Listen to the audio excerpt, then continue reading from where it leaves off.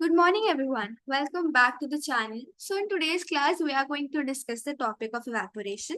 Chapter 1 Matter in our Surroundings, and this is the third lecture of the same chapter. Alright, तो आज की class में हम discuss करेंगे इवेपोरेशन के बारे में. बट उससे पहले एक बार ओवरव्यू ले लेते हैं. हमने लास्ट क्लास में क्या किया था? लास्ट क्लास में हमने पढ़ा था फेज ट्रांसफॉर्मेशन के बारे में, and it's two ways in which we can transform the phases, which means हम एक स्टेट से दूसरे स्टेट के अंदर जा सकते हैं. सबसे पहले था temperature and second was pressure.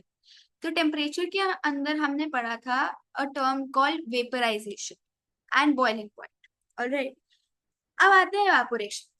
Evaporation हमने छोटी क्लासेस में भी पढ़ रखा है कि इवेपोरेशन एक ऐसा प्रोसेस होता है जिसमें मैं लिक्विड टू गैस कन्वर्जन करती हूँ. राइट, तो हमने क्या पढ़ा था कि वेपराइजेशन के अंदर भी तो लिक्विड टू गैस कन्वर्जन ही हो रही है, तो फिर इन दोनों में डिफरेंस क्या हुआ ma'am? I tell you the difference. Alright, so let's start. एक बार डेफिनेशन लिखते हैं. डेफिनेशन लिखते लिखते मैं आपको समझा दूंगी. So evaporation is the process in which liquid gets converted into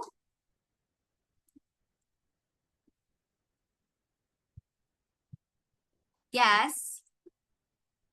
अब हमें ये तो पता है कि लिक्विड टू गैस कन्वर्जन हो रही है, बट हमने एक बहुत अच्छी चीज पढ़ी थी which is known as boiling point. Right, boiling point क्या होता था? एक ऐसा टेम्परेचर जिसके ऊपर मेरा लिक्विड टू गैस कन्वर्जन होता था. और बॉइलिंग पॉइंट का टेम्परेचर क्या होता था? 100 डिग्री सेल्सियस. राइट, इवेपोरेशन में क्या, मुझे बताइए, जब भी मोस्टली हमारे सराउंडिंग्स में इवेपोरेशन हो रही होती है, क्या हम जरूरी है कि हम लोग हमेशा गर्मी प्रोवाइड करेंगे? क्या जरूरी है कि हमेशा 100 डिग्री सेल्सियस रीच होगा? नहीं. फॉर एग्जाम्पल, अगर मैं लूँ कि मैं अगर पानी ऐसे ही रख दूं बाहर for a few days, I always see कि मेरा एक दिन बाद मेरा पानी थोड़ा कम हुआ है, दूसरे दिन उससे कम होगा, तीसरे दिन उससे कम होगा, and eventually the water will evaporate fully. Right, तो we are not providing any heat, we are not reaching the 100 degree Celsius वाला टेम्परेचर. ठीक है, तो इवेपोरेशन और वेपराइजेशन में ये डिफरेंस होता है कि इवेपोरेशन में ना कभी भी बॉइलिंग पॉइंट रीच नहीं होता. All right, so let's note it down. So evaporation is the process in which liquid gets converted into gas without reaching the boiling point.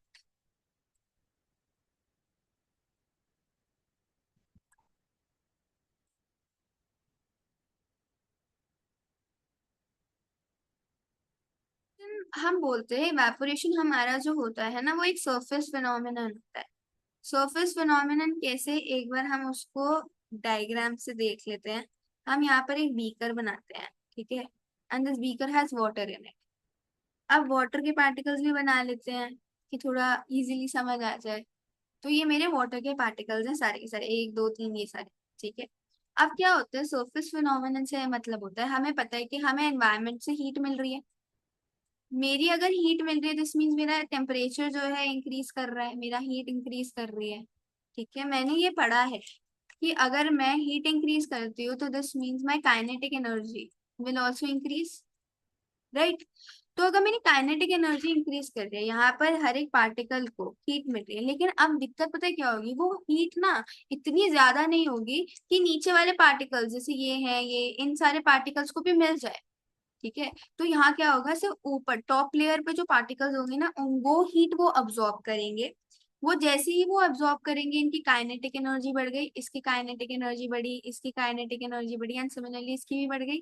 अब इनकी बढ़ी तो what will happen? They will start vibrating and similarly they will start converting into gas, water vapour में convert होना शुरू कर जाएंगे. अब ये ऊपर वाले तो चले गए, फिर आएंगे अब इन नीचे वालों की बारी. ये नीचे वाले फिर इवेपोरेट होंगे एंड धीरे धीरे करके मेरा पानी का लेवल जो है वो कम होता रहेगा.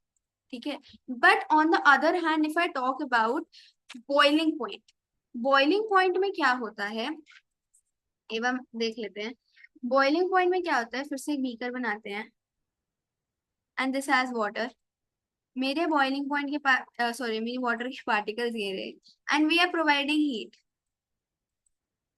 ओके, अब अगर मैं हीट प्रोवाइड कर रही हूँ ना, एक चीज ध्यान से देखना, हमने लेटेंट हीट में ये चीज पढ़ी थी कि लेटेंट हीट जो यूज होती है वो इन पार्टिकल्स के फोर्स ऑफ अट्रैक्शन को ब्रेक करने के लिए तो होती है, but contents of the container के अंदर भी जाती है। दिस मीन्स मेरा ये पूरा का पूरा जो बीकर है ना वो गर्म होगा। अगर मेरा ये पूरा गर्म है, दिस मीन्स मेरे इस पूरे पानी को हीट मिल रही है, सिर्फ टॉप लेयर को नहीं मिल रही, इस पूरे के पूरे पानी को हीट मिल रही है। तो अगर मेरे पूरे पानी को हीट मिलेगी, दिस मीन्स ये सारा का सारा पानी इकट्ठा बॉयल होना शुरू होगा। तो this is a bulk phenomenon. What is a bulk phenomenon? Boiling point is a bulk phenomenon. I hope आपको ये पॉइंट समझ आया कि there is a difference between surface phenomenon and bulk phenomenon and evaporation and boiling point, क्योंकि ये topic बहुत important है। अरे, आगे बढ़ते हुए, अब इवापोरेशन को ना कुछ फैक्टर्स इन्फ्लुएंस करते हैं, कुछ फैक्टर्स अफेक्ट करते हैं रेट ऑफ इवापोरेशन को। तो चार फैक्टर्स होते हैं। सबसे पहला होता है मेरा सरफेस एरिया, दूसरा होता है टेम्परेचर, तीसरा होता है ह्यूमिडिटी एंड फोर्थ होता है विंड स्पीड। तो डिस्कस करते हैं कैसे हर एक फैक्टर इफेक्ट करते हैं, इन्फ्लुएंस करता है रेट ऑफ इवापोरेशन को। सबसे पहले अगर हम सरफेस एरिया की बात, एग्जाम्पल लेते हैं। आप लोग नहा के निकलते होगे, आपका टावल गीला होता होगा, तो आप जब उस टावल को बाहर डालते हो, आप उसको स्क्रंच अप करके ऐसे बांध के तो नहीं डालते होगे ना, फैला के डालते हो उसको हमेशा रोड पे। क्यों? क्योंकि मैं फैला के डालूंगी तो I am increasing the surface area, तो विच मीन्स मेरा इवेपोरेशन इंक्रीज हो जाएगा। मेरे पास ज्यादा सरफेस एरिया है, मेरे पास ज्यादा एरिया है पानी को इवेपोरेट करने के लिए, तो जल्दी जल्दी इवेपोरेशन होगा। ठीक है, तो दिस मीन्स अगर मैं सरफेस एरिया बढ़ा देती हूँ तो मेरा रेट ऑफ इवेपोरेशन जो है वो इंक्रीज कर जाता है। एंड सिमिलरली अगर मैं सरफेस एरिया घटा देती हूँ तो मेरा रेट ऑफ इवेपोरेशन भी डिक्रीज कर जाता है। इसको समझाने के लिए एक एग्जांपल और लेते हैं। आप चाय पीते होगे या दूध भी पीते होगे। चाय अगर तुम लोग एक कप के अंदर और एक प्लेट के अंदर डालोगे तो प्लेट वाली जल्दी ठंडी होगी ना, क्योंकि तुम हमेशा देखा होगा प्लेट वाली जल्दी ठंडी हो जाती है। क्यों? क्योंकि उसका सरफेस एरिया ज्यादा है, वो ज्यादा बड़ी है when compared to the mouth of the cup. ठीक है, तो क्या है, सरफेस एरिया अगर मैं बढ़ाऊंगी तो मेरा इवापोरेशन का रेट जो होगा वो भी इंक्रीज कर जाएगा। नेक्स्ट होता है हमारा टेम्परेचर।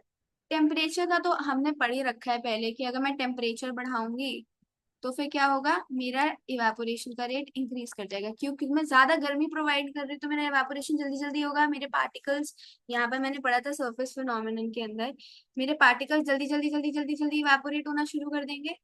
तो क्या होगा, मेरा अगर टेम्परेचर ज्यादा होगा मेरा इवापोरेशन का रेट भी ज्यादा होगा। इसको समझने के लिए एक छोटा सा एग्जाम्पल और लेते हैं। गर्मी के दिनों के अंदर तुमने हमेशा देखा होगा कि तुम कपड़े डालो 15-20 मिनट में सूख जाते हैं, जब स्कॉर्चिंग हीट होती है एकदम, सूरज मामा हिलो हाय कह रहे होते हैं। बट ठंडियों के अंदर क्योंकि क्लाउड सराउंड कर रहे होते हैं, तब जो रेट ऑफ इवेपोरेशन होता है वो कम होता है। कपड़े जो होते हैं वो धीरे धीरे सूखते हैं, कभी कभार दिन लग जाते हैं कपड़े सूखने के अंदर। क्यों? क्योंकि मेरा टेम्परेचर कम होता है, मेरी ठंडक होता है, तो मेरा इवेपोरेशन का रेट भी कम हो जाता है। समझ आया? Forward with humidity. ह्यूमिडिटी हमारा क्या होता है? Humidity refers to the amount of water vapour in the environment. मेरा एनवायरमेंट में कितना पानी वाटर वेपर प्रेजेंट है। ठीक है, अब एक चीज ध्यान रखना कि मेरा जो सराउंडिंग है ना वो कुछ definite amount of water vapour he hold कर सकता है। ठीक है, तो फिर क्या होता है, जैसे कि हमने देखा कि फ्रेश फ्रेश बारिश हुई है, ठीक है, उसके बाद हमें बहुत गर्मी लग रही होती है, राइट। अगर हम बाहर कपड़े टांग दें तो कपड़े सूखते ही नहीं है, इतना दिन लग जाते हैं, कभी कभार बहुत 1-2 दिन लग जाते हैं। अगर बिल्कुल बारिश हो रही है तो कपड़े सूखते ही नहीं। क्यों? क्योंकि मेरा जब ह्यूमिडिटी इंक्रीज होता है, जब मेरा अमाउंट ऑफ वाटर वेपर ज्यादा होगा एनवायरनमेंट में, मेरी सराउंडिंग्स में, तो फिर जो बाकी का वेपर, जो बाकी का इवेपोरेट होना है पानी उस कपड़े में से, वो धीरे धीरे करके होगा ना। जैसे जैसे मेरे सराउंडिंग्स में स्पेस बनेगी वाटर वेपर होल्ड करने की, वैसे वैसे मेरा इवेपोरेशन होता रहेगा। तो ह्यूमिडिटी अगर ज्यादा होती है तो मेरा इवेपोरेशन का रेट जो होता है वो कम होता है, एंड वाइस वर्सा अगर ह्यूमिडिटी कम होगी तो मेरा इवेपोरेशन ज्यादा हो जाएगा। ठीक है, अब बात करते हैं विंड स्पीड की। विंड स्पीड तुमने देखा होगा, तेज तेज हवाएं चल रही हैं, तो क्या होता है, मेरा अगर विंड स्पीड बड़ी होती है तो वह मेरा इवापोरेशन का रेट भी बढ़ा हुआ होता है। जैसे कि इसको समझाने के लिए एक एग्जांपल लेते हैं। मान लेते हैं बारिश हुई है बहुत तेज अभी, तो ह्यूमिडिटी का रेट बहुत ज्यादा है, तो जिसमें मेरा इवापोरेशन का रेट अभी कम होगा। बट अगर मान लो बहुत तेज हवा चल गई तो क्या होगा, जो भी ह्यूमिडिटी जो भी वाटर वेपर उस टाइम पे मेरी सराउंडिंग्स में है, it will be carried forward with the wind, मतलब विंड उसको लेके चली जाएगी कहीं और। ठीक है, और जो अब मेरी सराउंडिंग्स है, it does not have water vapour around, तो फिर क्या होगा, मेरी विंड स्पीड की वजह से इवेपोरेशन का रेट बढ़ जाएगा। और अब क्या होता है, इसका उल्टा क्या होता है कि अगर मैं विंड स्पीड कम कर दूं तो मेरा इवेपोरेशन का रेट भी कम हो जाएगा। इसका मतलब सरफेस एरिया, टेम्परेचर और विंड स्पीड डायरेक्टली रिलेटेड होते हैं, and humidity is the only one factor which is indirectly related. Moving on to the last topic of this video, we have that evaporation causes theory. हमने factors पढ़ लिए, हमने ये पढ़ लिया कि इवेपोरेशन क्या। अब हम ये पढ़ेंगे कि इवेपोरेशन कूलिंग कैसे कॉज करता है। ठीक है, इसको पढ़ने से पहले एक छोटा सा एग्जांपल देखते हैं। आप जिस घर पे लेगा, आप घर पे रहते होगे, तो आपके घर के पास सड़क होगी। अब मम्मी क्या करती होगी ना, सुबह सुबह या फिर शाम के टाइम पे जब बिल्कुल धूप चमक रही होती है सर के ऊपर और ऐसा लगता है कि बेहोश हो जाएंगे, मम्मी क्या करती है, मम्मी घर के सामने रोड पे पानी फेंकती है ना। पानी क्यों फेंकती है? अच्छा, तुमने देखा कि पानी फेंका, पहले ये बताओ। पानी फेंका, तुम देखते हो कि वो पानी रफू चक्कर हो गया, पता नहीं कहाँ चला गया, वो पानी हो जाता है इवेपोरेट। और जब तुम वहां पर जाके खड़े होते होगे ना, जो पहले अब जो कंक्रीट पहले गर्म था वो तुम्हें थोड़ा थोड़ा फील होना शुरू हो जाएगा ठंडा। क्यों? इवेपोरेशन कॉजेस कूलिंग की वजह से। तो अब ये होता कैसे है, जब मम्मी पानी फेंकती है ना, तो अब मेरा जो लैंड है, जैसे कि मान लेते हैं ये मेरा लैंड है, ठीक है, ये मेरा लैंड है, यहाँ पर मैंने पानी फेंका, ये जो लैंड है ये गर्म है, दिस इज हीटेड, इसका टेम्परेचर जो है वो ज्यादा है ना। अगर मेरा इस लैंड का टेम्परेचर ज्यादा है, मैं पानी फेंक रही हूँ, मम्मी पानी फेंक रही है, तो ये पानी जब इसको टच करेगा, तो पानी क्या करेगा, इस हीट को या इस टेम्परेचर को एब्जॉर्ब कर लेगा अंदर। ठीक है, जैसे ही इस टेम्परेचर को एब्जॉर्ब करेगा, मेरी काइनेटिक एनर्जी बढ़ी, मेरी काइनेटिक एनर्जी बढ़ते ही मेरा पानी क्या होगा, यहाँ से रफू चक्कर हो जाएगा और क्या बन जाएगा, वाटर वेपर। बट एक चीज नोटिस की क्या हमने, एक चीज ये नोटिस करने वाली है कि मैं जो ये जो हीट मेरा पानी, ये जो हीट एब्जॉर्ब कर रहा है ना, वो हीट भी तो जा रही है, पानी एब्जॉर्ब कर रहा है ना, हीट हीट भी तो रफू चक्कर हो गई। अब यहाँ पर क्या होगा कि यहाँ पर जो हीट थी ना पहले, ये इस एरिया में क्या होगा, ये एरिया पड़ जाएगा ठंडा। ठीक है, क्यों? क्योंकि यहाँ की हीट चली गई यार, हीट कम हो गई, टेम्परेचर कम हो गया, मेरा हीट कम हो गया, तो this area will cool down, right. तो इस वजह से इवेपोरेशन हमारा कूलिंग कॉज करता है। एक बार पढ़ लेते हैं। The particles of liquid absorb energy from the surroundings to regain the energy lost during evaporation. This absorption of energy makes the surrounding cool. तो लिक्विड के जो पार्टिकल्स होते हैं वो अपनी सराउंडिंग से, मतलब जब मैंने यहाँ पर पानी फेंका, तो वो अपने सराउंडिंग से, दैट इज दिस लैंड, उससे क्या करेगा, एनर्जी रीगेन करने की कोशिश करेगा, जो कि उसने लूज की थी इवेपोरेशन के टाइम पे। ठीक है, तो वो हीट एनर्जी को क्या करेगा, एब्जॉर्ब करेगा। अगर वो सारा का सारा हीट, वो सारा का सारा गर्मी इस लैंड से एब्जॉर्ब कर लेगा, तो क्या होगा, ये लैंड में अगर गर्मी ही नहीं है तो ठंडा ही पड़ेगा ना ये लैंड। तो फिर क्या होगा, दिस एब्जॉर्प्शन ऑफ एनर्जी, अब ये जो एब्जॉर्प्शन होती है एनर्जी की, it makes the surroundings cool.